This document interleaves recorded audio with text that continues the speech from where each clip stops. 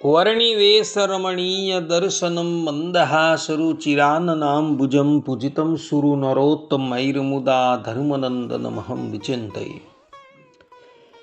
असतो मा षट्गमय तमसो मा ज्योतिर्गमय मृत्युर्मा अमृतं गमयः। ओम शान्तिः शान्तिः शान्तिः। अस्मद्गुरु समारंभां नाथयामुनमध्यमां लक्ष्मीवल्लभपर्यन्तां वन्दे गुरु परंपरा। આજની જ્ઞાન સભાની અંદર પધારનારા બધા જ ભગવદ ભક્તોને વેદાંતાચાર્ય, પુરાણ ઇતિહાસાચાર્ય, એમએ ફિલોસોફી શાસ્ત્રી રાકેશભાઈના હિતપૂર્વક જય સ્વામિનારાયણ. ભક્તો, આજની આ જ્ઞાન સભાની અંદર આપણે બધા સૌરાષ્ટ્ર પ્રાંતના ઉના શહેરમાં સ્વામિનારાયણ મંદિરમાં બિરાજમાન ભગવાન સ્વામિનારાયણે પોતાના કરકમલો દ્વારા આપેલા પ્રસાદીના લાલજી ગણેશનો ઇતિહાસ શ્રવણ કરશું. તો બધા જ શ્રોતાગણો ધ્યાનપૂર્વક આ ઇતિહાસને શ્રવણ કરે અને એમાં પણ ઉના શહેરના હરિભક્તો તો ધ્યાનપૂર્વક આ ઇતિહાસ શ્રવણ કરે અને એને આત્મસાત કરી દે. તો ઉના શહેરમાં ગણેશ શેઠ નામના એક મુમુક્ષુ ભક્ત રહેતા હતા.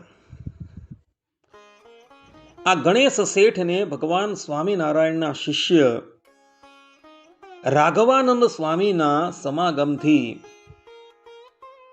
ભગવાન સ્વામિનારાયણનો ભગવાનપણાનો નિશ્ચય થયો અને એવો પ્રગટ પ્રમાણ ભગવાન શ્રી હરિની અનન્ય ભાવે આરાધના કરતા હતા. એક દિવસ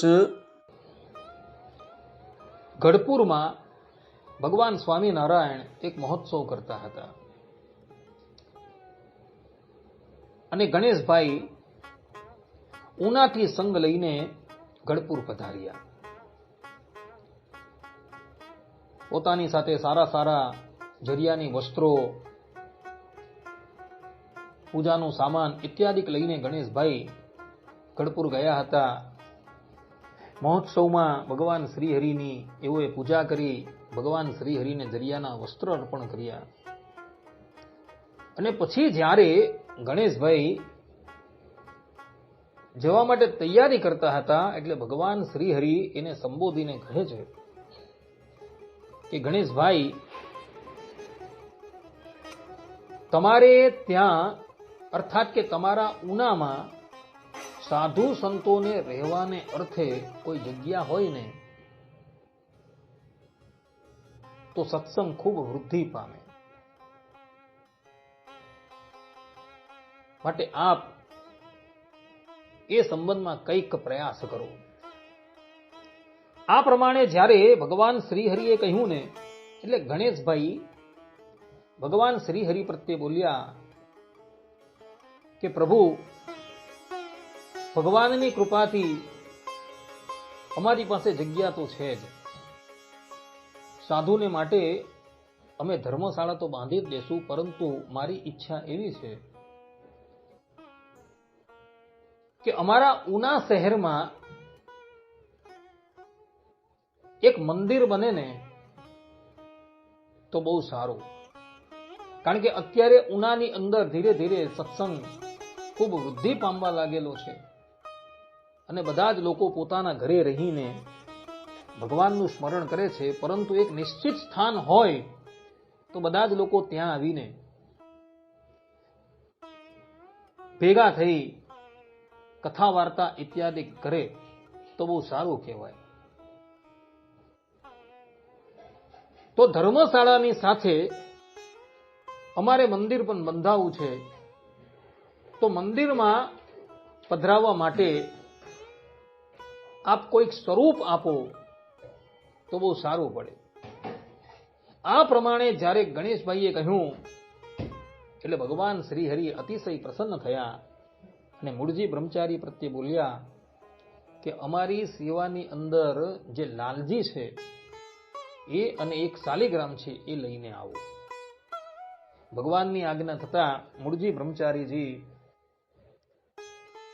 ભગવાન શ્રી હરિની સેવામાં જે લાલજી બિરાજતા હતા અને શાલિગ્રામ બિરાજતા હતા એ લાવીને ભગવાન શ્રી હરિને આપે છે. અને ભગવાન શ્રી હરિ પોતાના કર કમલો દ્વારા એ લાલજી અને એ શાલિગ્રામ ગણેશભાઈને અર્પણ કરે છે.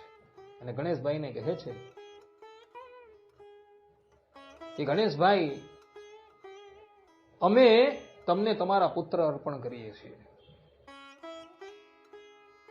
આ લાલજીને લાલજી ન સમજતા, પરંતુ તમારા પુત્ર જ સમજજો અને એ ભાવે એની સેવા કરજો. ભગવાન શ્રીહરિની વાત સાંભળી લાલજીભાઈના નેત્રમાં અશ્રુ આવી ગયા. એવો ભગવાન શ્રીહરિ પાસેથી લાલજી ગ્રહણ કરી પોતાના ઘરે આવ્યા અને પછી સંતોને માટે ધર્મશાળા અને એક મોટું મંદિર બંધાવડાવી એની અંદર એઓએ લાલજીને પધરાવ્યા અને પોતે નિત્ય જાતે એ લાલજીની સેવા કરવા લાગ્યા અને પોતાનું તન મન ધન બધું જ લાલજીને અર્પણ કરી દીધું. પોતાની પાસે જેટલી પણ સંપત્તિ હતી એ બધી જ સંપત્તિ એઓએ ભગવાન શ્રી હરિના ચરણારવિંદમાં અર્પણ કરી દીધી. એવો લાલજીને લાલજી ન માનતા હતા, પરંતુ પોતાના પુત્ર માનતા હતા. અને જે પેઢી પહેલા ગણેશ શેઠની પેઢીના નામથી ઓળખાતી હતી એની અગાડી ગણેશભાઈએ લાલજી લખી દીધું કે આજથી મારી પેઢી લાલજી ગણેશની પેઢીના નામથી ઓળખાશે. પોતાની પાસે જે પણ સંપત્તિ હતી એ એઓએ ભગવાનને અર્પણ કરી દીધી અને પોતાના કુટુંબીઓને કહ્યું કે આ દેવને અર્પણ કરેલ સંપત્તિમાં તમે લાલચ રાખશો નહીં અને અર્પણ કરેલા દ્રવ્યની આશા રાખશો નહીં. કોઈ દિવસ અન્ન ખાવા ન મળે ને તેનું કોઈ દિવસ સારું થાય નહીં. અમે જે સંપત્તિ ભગવાનને અર્પણ કરી છે એમાંથી તમે ક્યારેય પણ એક પાઈ લેતા નહીં, કારણ કે જો દેવનું દ્રવ્ય તમે ખાશો તો અન્ન ને દાંતને તમારે વેર થઈ જશે.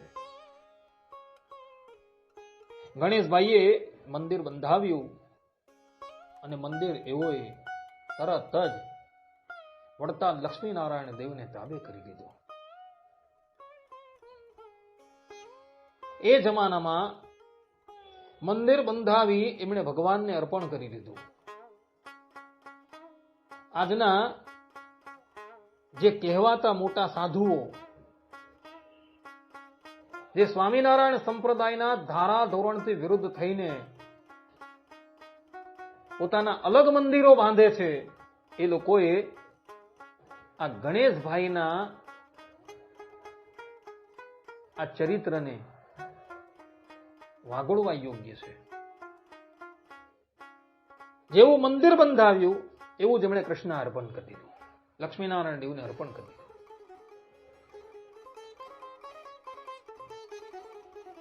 આજે પણ એમ કહેવાય છે કે ઉનામાં લાલજી ગણેશની પેઢી ચાલે છે.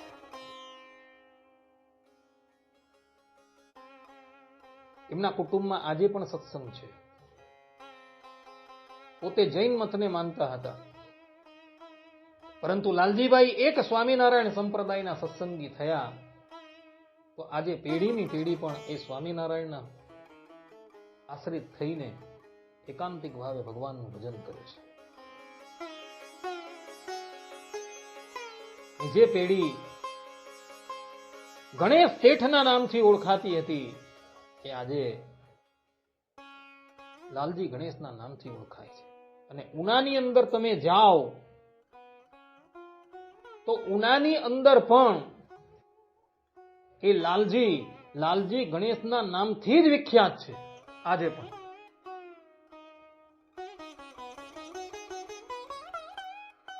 ભગવાન સ્વામિનારાયણે પોતાના કરકમલો દ્વારા આ લાલજી જે છે એ ગણેશભાઈને આપેલા હતા, જેનું પ્રમાણ સંપ્રદાયના એક ગ્રંથ હરિચરિત્ર ચિંતામણી ભાગ 1 વાર્તા 352 જોવા મળે છે. આ પ્રમાણે ભક્તો ઉના શહેરમાં લાલજી કેવી રીતના પધાર્યા એનો ઇતિહાસ આ ગ્રંથની અંદર લખાયેલો છે.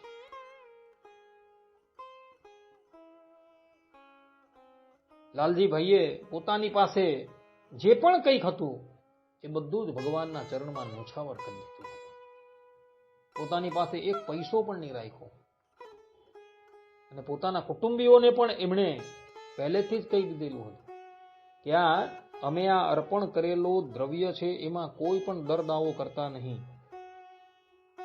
અને જો તમે દરદાવો કરશો તો અંતે તમારે અતિશય કષ્ટ વેઠવું પડશે. કારણ કે ભગવાનને અર્પણ કરેલું દ્રવ્ય એની અંદર ભાગ દાગ કરવો એ બહુ મોટો અપરાધ છે.